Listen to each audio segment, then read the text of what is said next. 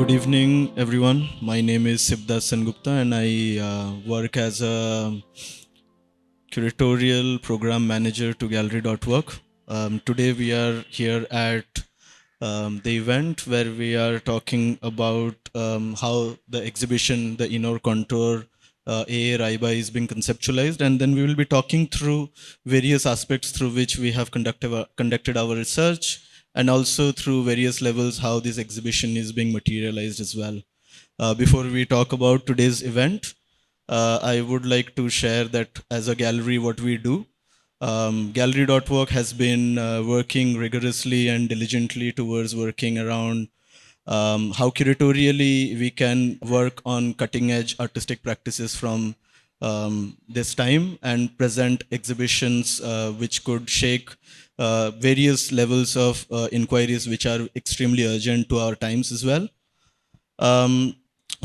In today's talk, The Unfinished Modern, we will be listening to our researchers who have been working on this exhibition from the very beginning, and then how the exhibition is being shaped through their research inquiries, their research methodologies, how they have also worked with the archives and various resources they have kind of engaged in this entire process, and how from the beginning of it till the end, when we see the exhibition at Travancore Palace here, what are the layers through which it has kind of contributed in realizing in its totality.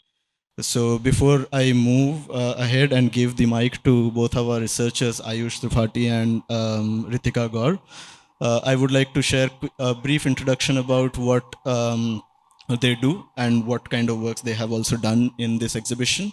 Ayush and Ritika have studied their masters from JNU Arts and Aesthetics, School of Arts and Aesthetics, and also has been very much interested in working with various layers through which how art is being understood and how art has kind of also pushed its limits through which historical narrative can be built, and through their own kind of research methodologies. So I'll be in today's talk we will be listening from Ayush and Ritika about their contributions, about their research methodologies, and how it has kind of came together in building this exhibition, which I'm very fortunate to assist under the supervision and curatorial advisory of R. Shivakumar. So Ritika will go first, and she will talk about how her contributions have kind of shaped this exhibition, and then perhaps Ayush will talk about his research areas. Thank you, Shabdas. I hope I'm audible. And firstly, I would like to extend my thank to Gallery.work for giving us this opportunity to work on this very interesting project. And I would also like to thank everyone for joining and those who are visiting the exhibition and seeing it. It's very important for us as well as researchers. So when I first began working on this project, I thought I was researching a painter. But along the way, I realized I was actually reconstructing a life that existed between the folds of forgotten archives, unlabeled slides, and fading stories from those who once knew him. This presentation, in many ways, is not just about A. Raiba. It is about the act of looking, of seeing an artist through fragments and finding ways to translate those fragments into moving images. I first came across Abdulaziz Raiba almost by accident when I was doing my master's. His name appeared in a passing mention in a catalogue of Indian modernists. And when I started working on this exhibition, it led me into a world that was oddly invisible and deeply interesting. Reconstructing the life of Raiba was not easy. There is hardly any information available on him. There was very little to go on. Very few texts, scattered references, no consolidated archive, and only a handful of people who could tell us about him. So we had to build it from scratch. Now, how does that work? Well, we had to look into the elements that made him who he was. When I first saw the sketchbooks that you can see in the gallery in this exhibition, well, we had to look into the elements, right? So sketchbooks, they instantly became one of the most important documents for my work. His sketchbooks, when you see them closely, are extremely detailed. The sketchbooks that I used for the first video that you will see in the exhibition space covers the city of Bombay. He has multiple sketchbooks just covering the city of Bombay. We see the details in his sketches, the way he has covered the architecture, the way he has drawn the same place multiple times and from different angles, the way he writes little notes to add in the later work. At first, the interaction with his sketchbooks feel like he's practicing for the final product or for the final artwork when he puts his brush on the canvas. But when closely observed, one can see that it is not just practice, it is also thought. His sketchbooks in no way are less important than a final artwork that we see in the exhibition. These are equally important because they show us the hours and efforts he put into his practice. Born in 1922, Raiba was trained in the miniature style practice at Sir J.J. School of Art. He was also a part of the Bombay Progressive Artists Group. His contemporaries from the group became very well-known faces of Indian modernism. However, he did not reach that stage. Raiba's work was often under-recognized and ignored in the world of art. One of the biggest reasons for it was the fact that he did not stick to one form, style, material, or medium. Raiba, in his 7 decades of practice, experimented with many styles and forms. This eclecticism was not appreciated or accepted in the discourse. Sticking to a style and mastering it was the norm, but to experiment the way he did was very rare to come by. It was difficult for the viewers to put his work in a category, but thankfully this is not the case anymore. His diverse body of work is finally getting the appreciation that it deserves. I wanted to explore how Raiba's world could be experienced, not just studied. How his paintings could become sequences, not static but unfolding. And since I am a filmmaker and I have been practicing the art of cinema for past 4 or 5 years, cinema allowed me to translate the texture of his world. But at the same time, it was, of course, not an easy task. We do not have enough photographs or videos of Raiba. Paintings are static and the archival material is just not enough. So then how can we put together whatever information we have in form of a video? That was largely the work that I did. In the making of this project, I often found myself treating his sketches and paintings like frames of a film, like each one a still from a longer unmade story. The editing puts together the archival footage, stock footages, his paintings, his sketches, his sketchbooks, his photographs, and other documents. The videos focus on different elements of his artworks. Sound was another important part of this project, of course, and you can see how we experimented with different sound in the videos. To use the kind of sound and music that can bring us close to the time and place we are exploring in the video was important. When you look at Raiba's artworks, be it the Bombay series, his coastal landscape, his mythological figures, Kashmir, etc., there's a rhythm that feels inherently cinematic. When I was working on the second video of the series, which we will play, I closely studied the Kashmir works. Now, as it is said in the video as well, Raiba's Kashmir is very unique. The thing about Kashmir is that it has been central to the practice of many artists. For example, back in 1920s, Nicholas Roerich, a Russian painter, spent a few years in Kashmir. His series of Kashmir paintings is truly remarkable. His Kashmir is always draped in colors and beautifully composed. It is the same description of the valley that we still hear, that it is one of the most beautiful places. Kashmir has been heavily romanticized in the world of art and culture. As a student of cinema and visual studies, we read about Kashmir extensively for many reasons. One being the fact that when colors were introduced in cinema, which was a crazy achievement for its time, the filmmakers were finally able to show snow. So we see films like Jungli, Jab Jab Phool Khile, Kashmir Ki Kali, etc. The snow, the mountains, the cloud, and the valley itself became very important in cinema of the 60s. It also contributed to the travel economy of the state. The romanticized imagination of the valley still continues to be a part of our understanding, and rightfully so. However, Kashmir is not just that. It is a place, it is a home for many, and something that can be regular, not just exotic. That was Raiba's Kashmir. We can see it in the exhibition, an entire room filled with his Kashmir landscapes. But none of them show the valley as an exotic place. Instead, they serve as the memoir of an artist who lived and experienced the place. It was not just exotic land for Raiba, but also something very native. As Najib Raiba shares in his experience with us in a form of a text, where Raiba says to him that when he left for Kashmir, he did not just leave Bombay physically, but also psychologically. Raiba was one with the land for the time he spent there.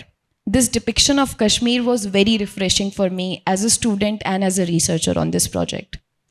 The research part, however, was not easy. When there are no existing templates, no ready made narratives, you have to build your own scaffolding. There were moments of uncertainty when contradictions appeared in what little material I found. It forced me to rethink what it means to research an artist, to understand that history is not something we find, but something we assemble. I looked at interviews of Raiba and people who knew him, visited archives, traced his materials across institutions, and slowly began piecing together the timeline of his life. Each phase of his work, from his early miniature training to his coastal works to his Kashmir landscapes to his experiments with glass and jute, it all carried a sense of evolution, but also continuity, because he doesn't leave the miniature training that he learns at Sir J.J. School of Art. We see him continuing that even when he practices with glass. So there's always a dialogue between material and memory in his work. When the idea of this exhibition took place, it became clear that it couldn't simply be a display of artworks. It had to be an experience. I wanted viewers to walk into Raiba's world and explore it through audiovisual form. I kept thinking of all the tension between the known and the unknowable. How do you make someone visible without oversimplifying them? How do you let mystery coexist with interpretation? These were cinematic questions as much as they were curatorial ones. Projects like this make us confront larger questions as well. Who gets written into art history and who doesn't? Why do some artists become household names while others, equally significant, remain in the margins? In Raiba's case, the marginalization was complex, as it was part institutional, part structural, part geographical. He didn't belong to a dominant art group. He wasn't in dialogue with Western critiques. He stayed rooted to his own idiom. But that rootedness, that refusal to conform, is precisely what makes him so important today. By revisiting him now through a filmic and curatorial lens, we are not just recovering his art, we are also expanding our understanding of Indian modernism itself. As this project came together through months of research and writing and filming and editing and curating, I began to see it as less an academic exercise and more a dialogue between disciplines, between art and cinema. The videos focus on Raiba's sketchbooks as sites of discipline and reflection. These sketchbooks are most direct evidence of his daily engagement with the world, which is filled with meticulous studies of figures, architectural motifs, folk motifs, etc. By working closely with these pages, I began to understand the centrality of repetition and precision in the process. How drawing was not preparatory but foundational. The video became an analytical space to observe how thought and touch coexisted in his practice, how the page functioned as both archive and rehearsal. So the first video explores Raiba's immediate environment, the city of Bombay. And of course, while I was working on this particular video, I was looking at his sketches and then tried to find photographs of the places, especially from the angle from which he painted it and sketched. The video interlaces fragments of urban imagery with his paintings, drawings, drawing attention to how his visual language emerged from lived proximity. He grew up and he lived most of his life in the city of Bombay, and he covered it like that from different aspects, different neighborhoods. And the intention was to not illustrate or show Bombay, but to situate Raiba within its sensory logic, to understand how his studio practice absorbed the city's texture, light, and rhythm. The third video examines the evolution of form and materiality in his practice, a central concern in understanding his position within Indian modernism. While his early works remained rooted in miniature-inspired precision and figurative clarity, his later works began to distill the world into elemental relationships of line, texture, and surface, especially when you see his coastal works later in early 2000s and in 80s and 90s. Instead of just showing the paintings, the video tries to study their construction. Raiba attended Anjuman-e-Islam school where he practiced calligraphy. He excelled at calligraphy and he continued that practice later in his life as well. We got to know that he signed his works in Urdu when he started practicing as a student at Sir J.J. School of Art. However, we could not find any artworks to incorporate them in the videos. The close-up shots in the video tries to show the texture and details of his artworks. In structuring the video, I sought to translate Raiba's painterly rhythm into a cinematic time. Long takes allow viewers to sense duration. Subtle shifts in light and sound show us the quiet transformation that occur within his compositions as well. The last video, which we will be releasing soon, reflects the acts of research itself because I had to assemble Raiba's story from the limited sources. It brings archival fragments, interviews, and voiceover to the foreground. The editing is intentionally non-linear to reflect the fragmented nature of the archive. Through this video, I wanted to end the video series by reintroducing Raiba and to remember his ever-moving journey as an artist. The video tries to explore this dynamic artist who was under-recognized until now. As R. Shivakumar also writes, how Raiba's Catholicism or eclecticism of taste and practice did not find enough appreciation as long as the School of Paris was considered the only legitimate source of modernism. And through this video, I wanted to remind people of this artist and how diverse his body of work is. And that was mostly the work that I did while I was working on this exhibition. And I will be passing the mic to Ayush now. Oh, he has a mic. So thank you.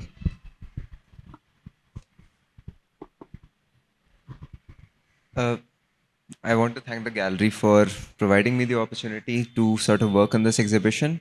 I was not really familiar with A. Raiba, apart from maybe a few brief references here and there, until I sort of went to see the works in person. And sort of the immediate thing that struck me was that I do not know anything about how to approach these works. There's no coherence, so to speak. There's no kind of like a chronology to trace. There are too many sort of lacunae in the just the process of how those works have been created. There's very little archival material. There haven't been many exhibitions on Raiba, and there's barely any scholarship. So what we are starting with is essentially a blank slate while also having a very colorful sort of background of his works to sort of start my own work with.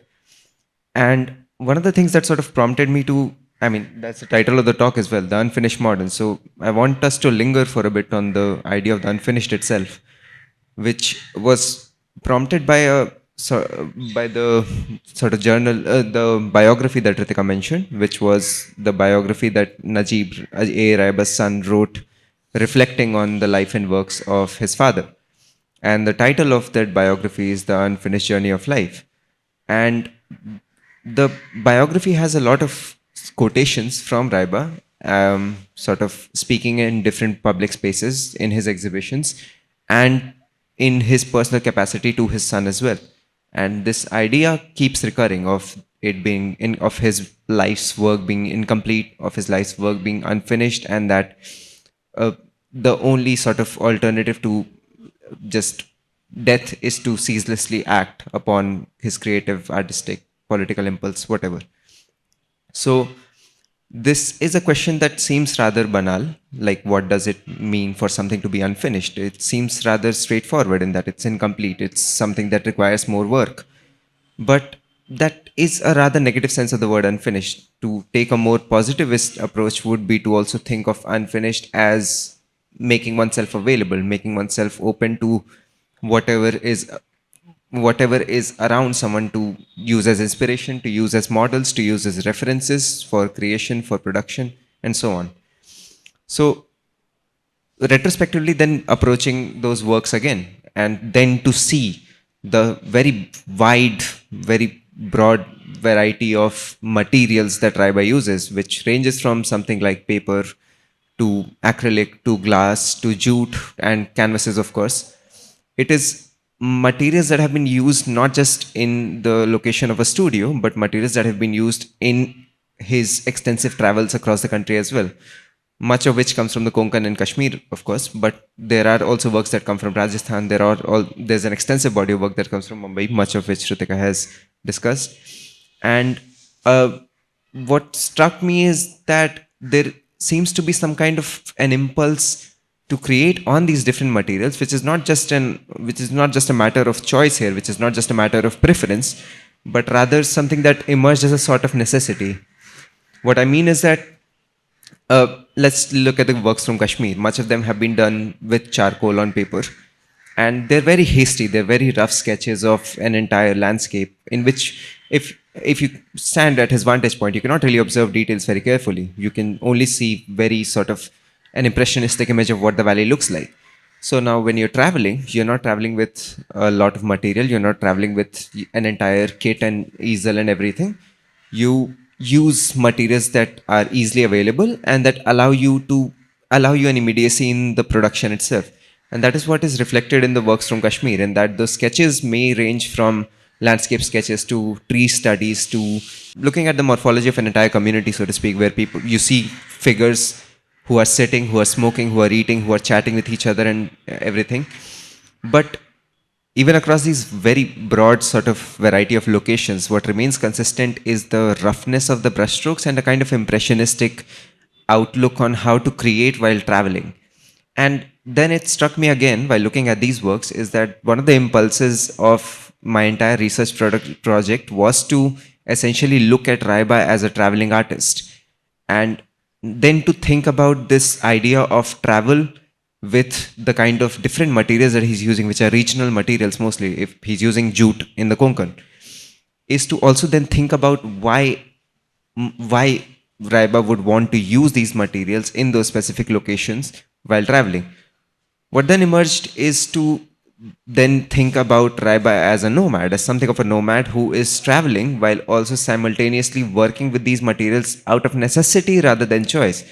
In Kashmir, there has to be immediacy. In Konkan, the jute has to survive. The unprepared canvas does not do well against humidity, but jute does. It allows for its preservation. It allows for the works to be reflective of the certain iconography of the region, but also to be reflective of the material necessities which allow for an image to be produced in that region in the first place.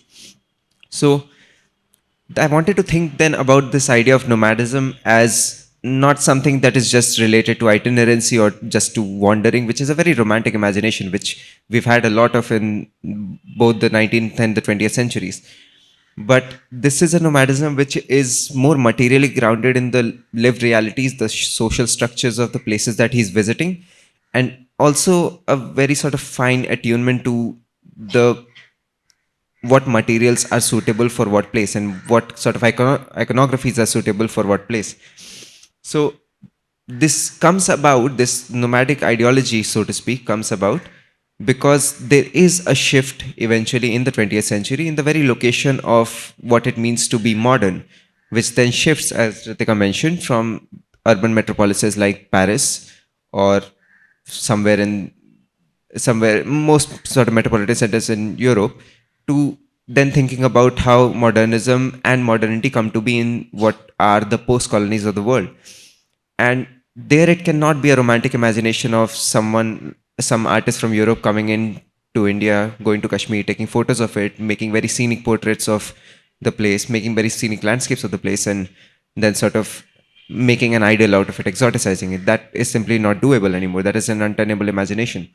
So the shift then has to happen in the mode of thinking about nomadism itself, which then starts to account for the labor, for the resources, for the bodies that are constantly dispossessed and find it necessary to travel and to find new accommodations, to adapt to new situations, and then to create lives out of that.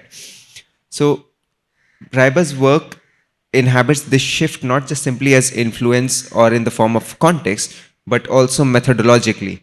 His artistic subjectivity is nomadic, but again, it's a rather precise term which has to account for movements of labor, of material, of bodies, and so on.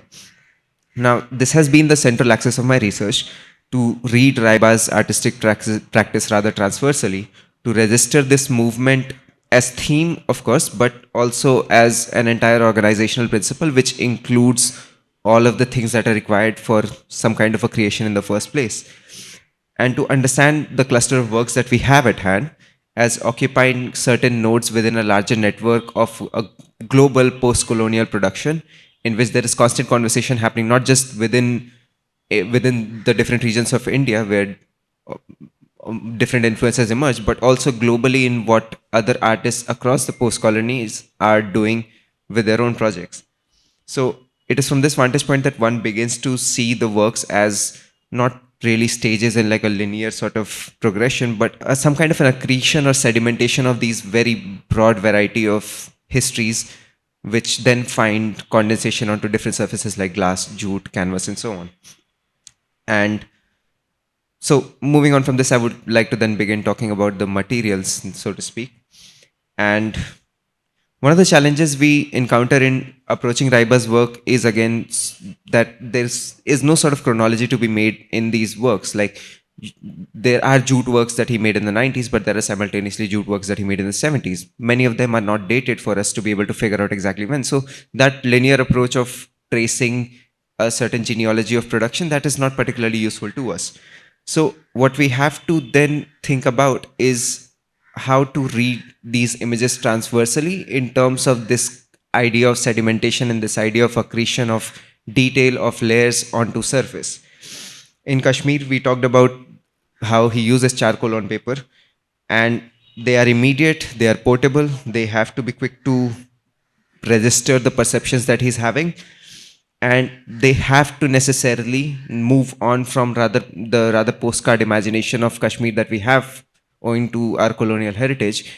And we have to think about how to register impressions, how to register touch, how to register facial expressions, how to register gestures and movements and postures, how people sit, how people eat, how people travel across the landscapes, what kind of a surface people are trekking against, what kind of vegetation people come across. All of that has to be accounted for in these impressionistic strokes. Moving along to the Konkan coast, we find Raiba turning to jute, and it is again a pragmatic decision because jute withholds withstands humidity better than canvas does.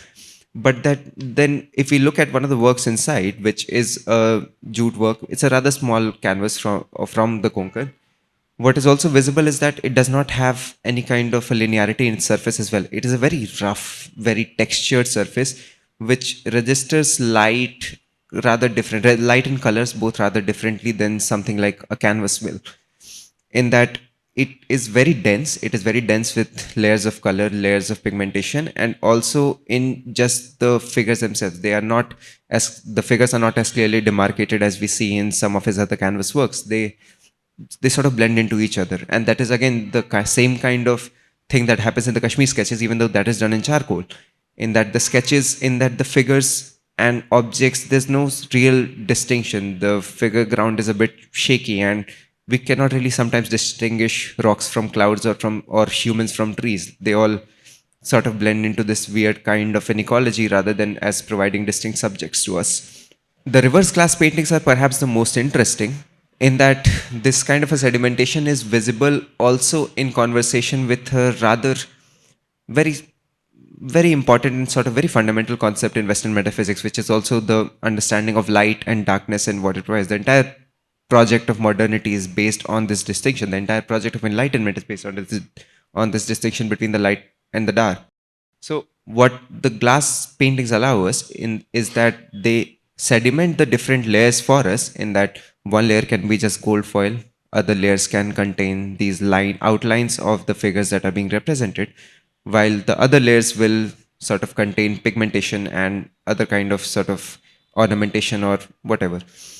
But the point is that there is in these glass paintings a different kind of nomadism at play, which is a nomadism of looking at not necessarily materials, but the kind of iconographic diversity that we have at hand. So a lot of the glass paintings are of courtesans, which of course recall the photographs that we have from the 20th century coming out of Lucknow, coming out of Calcutta, of courtesans in royal settings, sort of in a profile view, looking at us or looking at some objects like gramophones or mirrors or so on. But then there is also, in terms of the ornamentation, in terms of the colors, a very clear influence that comes from Deccani or Mughal or Pahadi miniatures. So there is a coagulation and sedimentation of a lot of iconographic histories that come onto these different surfaces. But simultaneously, there is also a play of light going on, in that some surfaces are barely visible to us while others let light through very evenly. So there is a fundamental disruption of a long lineage of very linear sort of art historical discourses that we have. And it is a disruption of that in the sort of most disarming of forms, which is using light against the values that we have inherited in from our colonial histories. So I want to just draw from this and then also move to talk about the kind of iconographic histories that Raiba refers to and constantly sort of adapts, remolds, and resurfaces in his work. A persistent feature is the recurrence of these iconic forms. So if you walk in and you will see there are two small paintings, canvases, oil and canvas, and they are placed side by side, and they're canvases which are sort of in a cubist idiom, in that the forms of the figures are very chubby and they're very angular, and you can clearly tell where that's coming from. But simultaneously, the depiction itself is of a man riding a bullock cart, or a man sort of hunting a deer while being on a camel, which clearly refer to the miniature paintings that we have from Rajasthan and a lot of hunting scenes that we have from the Mughal ateliers as well, all of which are then reconfigured into a very strange cubist idiom, which of course we can see the traces of all of these inspirations, but we cannot really fix the image anywhere. We cannot fix them in a very strong cubist lineage that even India's modernism has, nor can we sort of think about them in the iconographic traditions of the miniatures. So it's strange kinds of blendings that don't necessarily come to provide us a synthesis. They only unsettle, they only disrupt. We just are constantly sort of then focusing on the color, we are focusing on the lines, we are focusing on how the pigments are protruding toward us, while also simultaneously being cognizant of all of these iconographic histories that he refers to.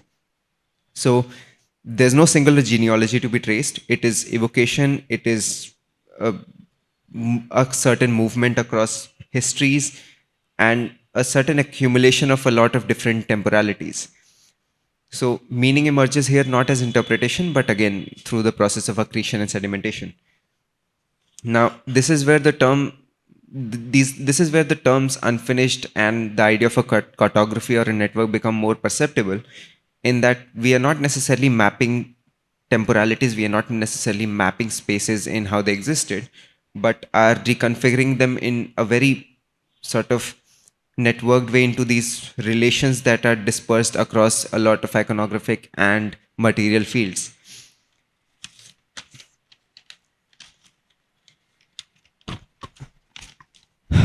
Now, I just want to talk a bit about the kind of politics that are involved in Raiba's inhabitation of these different landscapes, be it Konkan, be it Bombay, be it Kashmir. We were constantly sort of discussing and struggling with, and with our curator Shibdas, is that we don't really find, because also of a lack of archival material on Raiba, there is quite a lot of difficulty in articulating a certain politics of creation, of just thinking about what art means in the post-colony. But then we take a sort of more dispersed view of then approaching the works and then trying to see what produced forms there, whatever sort of colors we have, whatever inspirations we have, how can that then be traced sort of backward into some kind of a political articulation, some kind of a political genealogy. Raiba dissociated from the PAG. They had in their initial years a vanguard ideology that eventually also led to their sort of dissolution and Raiba's dissociation from it. So what kind of an ideology or multiple ideologies are at play here? What sort of emerged as a conclusion in these constant negotiations, in these constant discussions, and then also looking at the works, is that it is a politics which is not just nomadic, but it is also something that is not very rooted in how Raiba wants to ground himself as a figure, how Raiba wants to ground his work within a larger body of work that artists have produced across centuries in this country and in the 20th century across the globe. in the post colonies. But these are sites that can be inhabited and can be temporarily worked with, and can also be understood and become sensitized to in the use of material like jute, like glass, like canvas, and so on. But these are not sites that belong to Raiba. These are not sites where he can comfortably dwell and comfortably inhabit. He will still be an outsider. There will still be some distance, no matter how much Raiba tries to close that distance between the viewer and the work itself, or the viewer and the location. But that distance will remain perceptible. And I think, even though we don't again have any kind of an archival or articulation from Raiba on this, but I get the feeling that it is something that is quite attuned to the fact that this distance will remain, and that the work itself will remain unfinished. That distance can never sort of be sort of covered in his life or in our life, so to speak. We are here a century later almost, but that the work has to continue going on in some form or the other. We have to embody that nomadic sensibility in our approach to not just artistic production, but in our day-to-day lived experiences as well. And that all of those things have to be also be cognizant of the relations, the social relations that we share with our peers, economic relations that we share with people, or the labor relations that we share with other people, or with material, so to speak.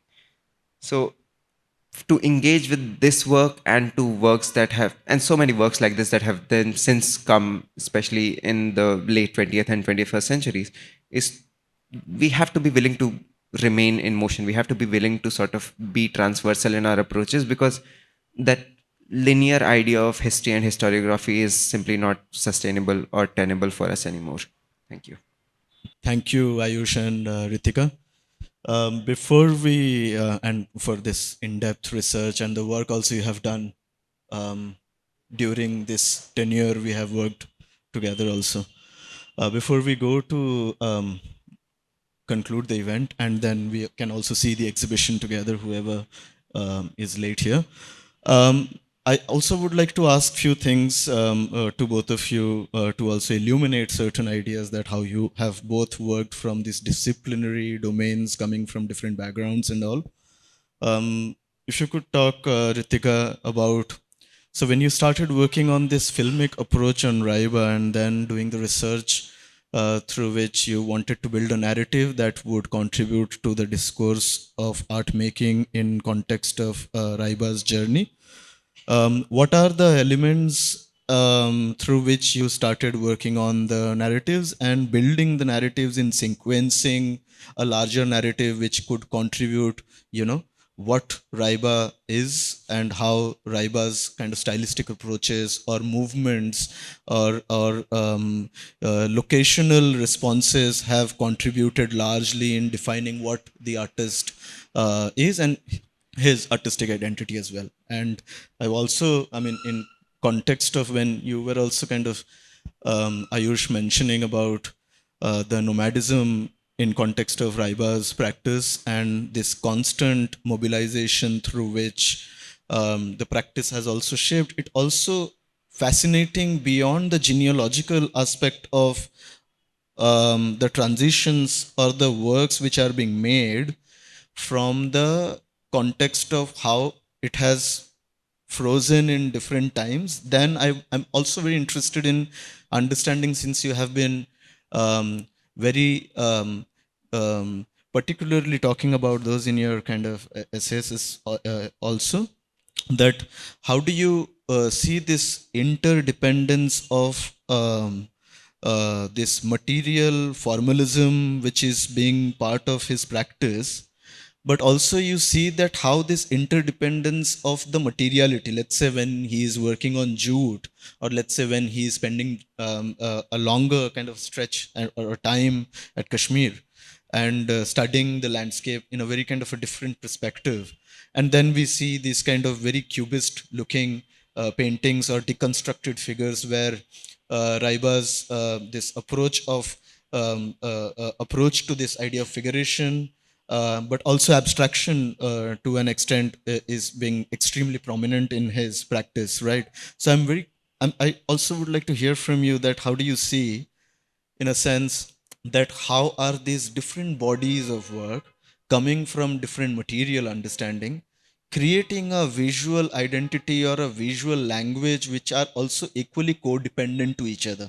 When we are seeing, let's say, the glass works, when we are seeing, let's say, the canvases, or when we are seeing the landscape paintings, how they are contributing to each other in dissecting different formalities in the context of, what this aesthetic language is being shaped throughout, his artistic career.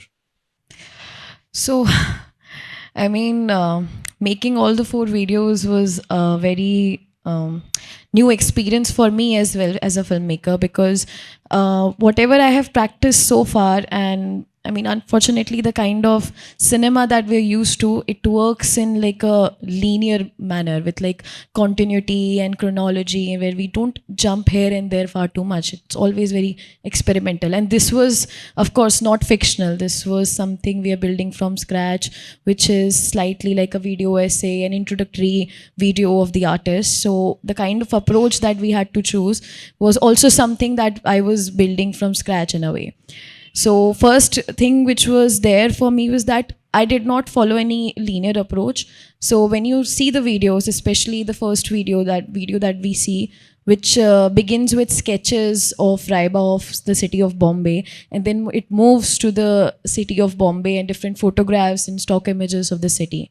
Now, these sketches are not necessarily from the beginning of his career, right? But it was still very important for me to place this artist in the city where he was born and brought up.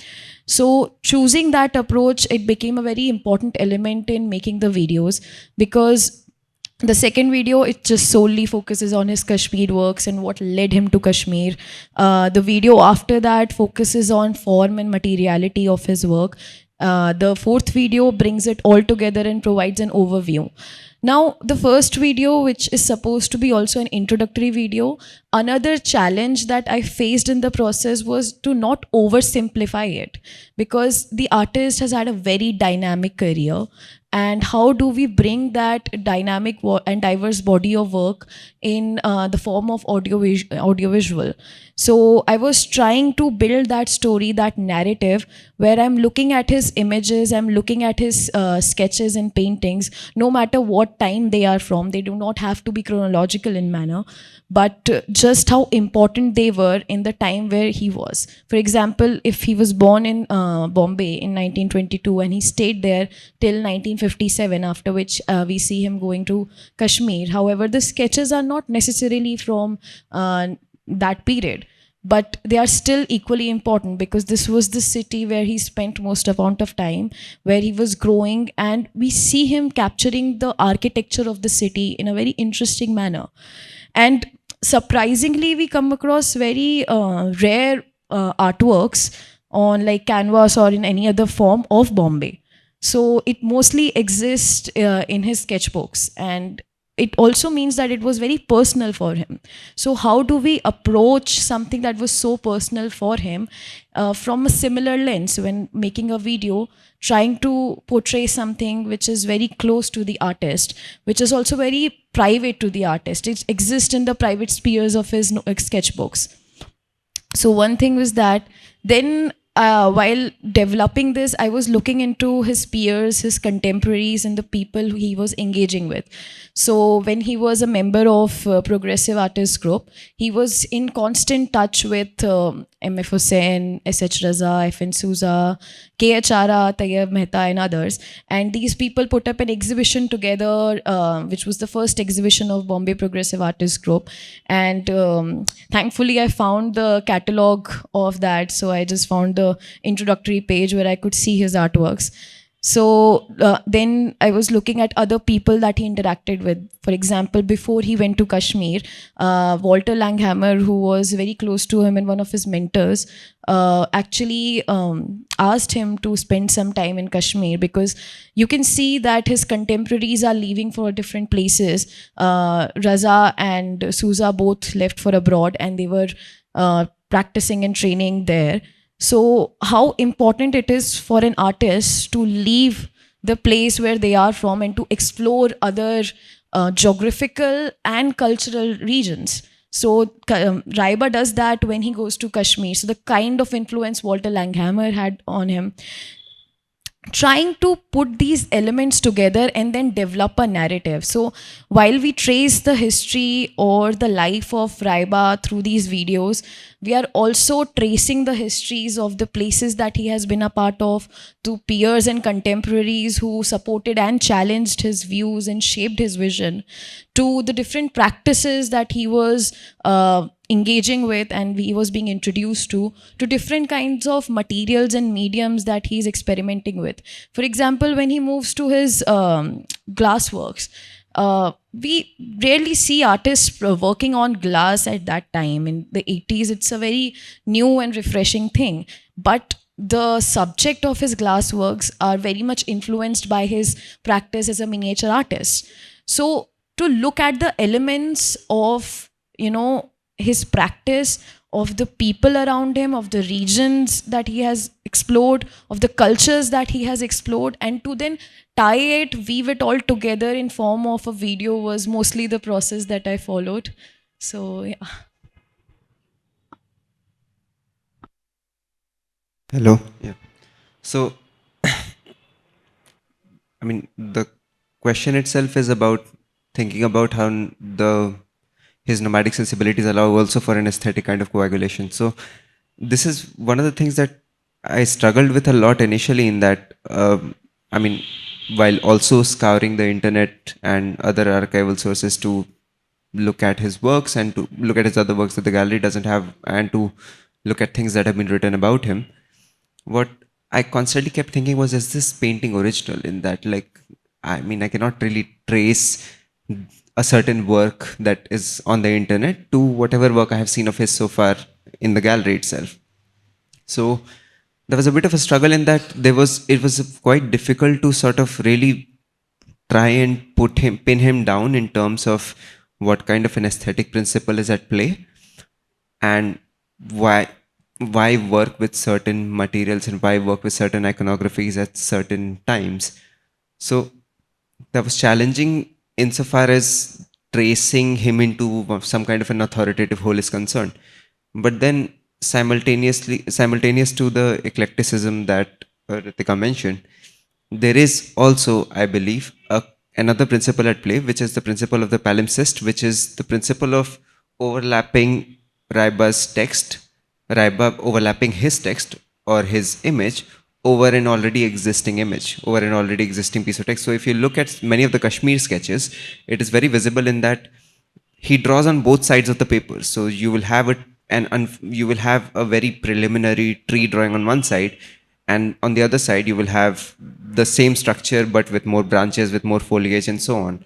And he leaves that visible. Similarly, if you look at some of the sketches that he produces in the Konkan, there he very sort of immaculately charts out an entire landscape, in that it will have the boats, it will have lighthouses, it will have palm trees, beaches, and so on, and churches. But simultaneously, those images, as Ritika said, like the sketchbooks, they are complete images in themselves. Like, we cannot really think of them as something that is preliminary or finished. It is something, it is not something that we can pin down necessarily. But he leaves the grid lines intact in those images. The grid lines that he uses for measurement and composition, those grid lines remain intact. So our image, our sort of vision is never whole. We can never see the entire image and imagine a scene or imagine a location. It is constantly fragmented and fractured by this sort of grid lining, or in the glass images, by this kind of layering, in which you can see the individual layers and how sort of they provide fragments, but they don't cohere into a whole in either two-dimensional or three-dimensional planes. So the aesthetic principle that is at play, I believe, is this principle of eclecticism and a kind of palimpsest, where there is layering of whatever material, whatever iconographic sources he can come across and whatever he's interested in. But there is also a conscious disruption in trying to move away. I mean, one looks at, say, Souza's black paintings, you are very conscious of how the different shades of black are being layered and how those pigments are being assembled on the canvas to provide us with a certain idea of the body, to provide us with a certain idea of bodies of from the Caribbean and their histories. But what Raiba leaves intact is the very process itself. So we have multiple sort of large sketches of works that he then develops into full-fledged paintings, which we don't have, but other galleries might have. So the thing is that there is an emphasis on, even if one looks at the sketchbooks of all the reclining sort of nudes and all of the courtesans that he draws, or all of the birds and other animals that he draws, we see that he doesn't always flesh them out, so to speak, even though that is not the appropriate term here. He doesn't really sort of always develop them into full-fledged works. Like sometimes they are the finished work, sometimes that is all that is to see there. So this principle at play is also of revealing within his entire aesthetic schema the very process of creating that aesthetic schema in the first place, the very process of composition that allows for an image to emerge in the first place. So I believe that that is the aesthetic principle at play here. Yeah. But what is very fascinating also in this process, while looking at the work you both have done and while building the exhibition, as curators, what we do, we really try to segregate experiences through different um, through material experiences, through stylistic experiences, and how one could generate a generate certain amount of knowledge within the premise of experience you build in a structural manner. What is very fascinating also in the context of the unfinished modern in today's talk is also that when you talk, both of you talk about these archival images or the sketchbooks as references, or some of the works which are being kind of treated as these preliminary entry points, gradually made their way to these larger kind of works or the final works. But then also looking at them, it shows us how the later developments also have been shaped within the construct of, you know, what earlier perhaps being preliminary or primitive, right? So within that, it also translated in a fact that how they become, you know, a larger or a complete body of work, perhaps where it kind of just started as an exploration in that context. Would you also guys like to talk a bit about that, your engagements with the sketchbooks and the archival materials you have started gathering to develop both the kind of contributions you have worked on? Since you have emphasized it, I mean, talked about it, if you would like to emphasize your entry points through the archival materials.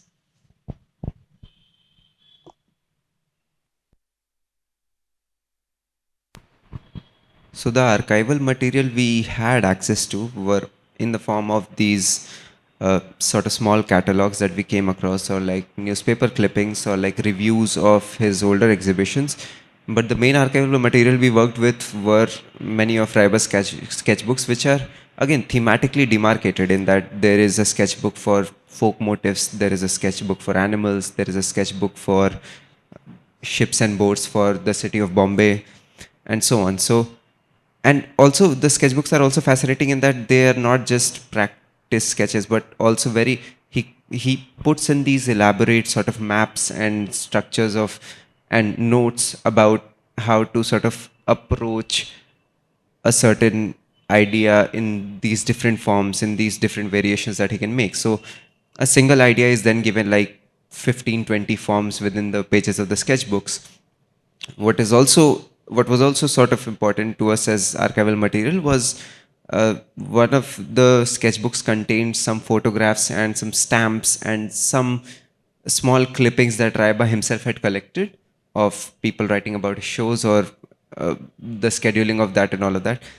But the sketchbooks are probably the most fascinating in that we actually get to engage with so much emphasis on just practice, so much emphasis on the process of creation, and how lines can be drawn a certain way, what would give a body a fuller shape, what would make the body contorted, what will allow for a certain folk motif to engage with a certain cubist motif.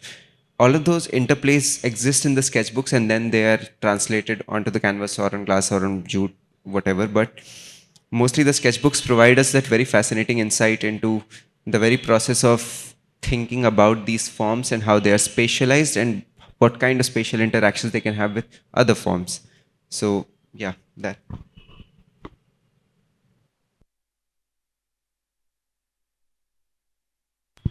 Yeah. I think, firstly, I would like to thank the internet because it really very limited material, archival material, was available on Raiba. But since he was a part of the Bombay Progressive Artists Group, so I was trying to enter from every point I could find. So I would search for Bombay Progressive Artists Group and their exhibitions to come across catalogs of Raiba, or I would enter from the like something related to Walter Langhammer and his connection with Raiba. I am looking into the text that Najib Raiba has written on him, and just trying to trace things that, like, trying to bring things together and then place them in a form of a video. And sketchbooks played a very important role in that process, because it's just, I think you see how devoted he was as an artist when you actually engage with his sketchbooks. There is so much practice, so much repetition, so much new things and approaches that he's dealing with, and you know that it has been a constant thing in his life. That it's not just one or two. When we first saw the sketchbooks, we came to know that there are over 15 of them. You can only see a few in the exhibition, but there are over 15 books, and all of them are completely filled with so many details, with little notes of places, of things that he has noticed, of angles. For example, there is one of the books, sketchbooks, which is on 18th century old Bombay. He draws this allegorical figure of, in under which there is ups prima in this, that I use as the first thing in the video. But the thing is that that symbol is actually on the gateway of India, and there is no, I couldn't find a photograph of that symbol anywhere on the internet, because it's so little and it's almost unnoticeable for anybody who is looking at that huge gate.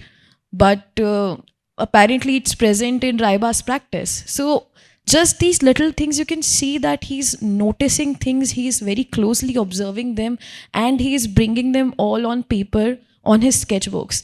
And I mean, as we have been talking about it, Ayush also mentioned it, and I also believe it, that his sketchbooks, yes, they are like first stage before he makes the final artwork, but they are also complete in themselves, because a lot of those things really don't make it to the canvas or on large scale artworks. They stay in the sketchbooks, but they are so full of details that dealing with them and using them for the video was a very, very important part of the process of making the video itself. So I think, and I think most of it Ayush has also covered, because we were in touch a lot, we were discussing things all the time.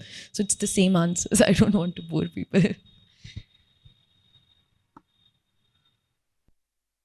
Thank you, thank you. On that note, we would like to conclude today's event. Thank you so much, Ritika, Ayush, not just for this talk, but this your constant engagement and support in realizing this exhibition. Before we close in today's event, I also would like to take this opportunity to thank all the stakeholders, people who are being extremely integral in developing this exhibition and have been great support to us. So I would like to start by thanking Professor R. Shivakumar, who is our curatorial advisor of this exhibition. Then I would like to again thank both of you, being the research and archival support in realizing this exhibition. For the production and installation, I would like to thank Amritesh and Shailendra. Publication design, graphic design of this exhibition, what we see, this marvelous kind of, layouts which are being developed in coherence with the exhibition. I would like to thank Mohammad Labib, who has also been part of our design team, worked from a very long, has been working with us for a very long time. For the film concept, Ritika, to you, thanks again. And the editing, look here, Deepak and team. For the social media, also Deepak, who is our kind of social media outreach person working with us. And special thanks to the family of AA Raiba for their trust and guidance. To Nikita Chaudhary, Abir Art, for her support in developing this exhibition and supporting us with the works, some of the works we have in this exhibition. And also all the scholars, friends, collaborators whose insights have shaped this exhibition in real, having this exhibition in real. And thank you all for joining us today. And please do have a look at the exhibition. The exhibition is open till 10th of November at Travancore Palace. And it is open from 11 a.m. to 6 p.m. So do visit this exhibition and witness this one of the most expansive exhibition and one of the most largest exhibition of A.A. Raiba, and through his kind of different body of works, which we are showing here with gallery.work. Thank you so much once again. Thank you once again, Ayush and Ritika.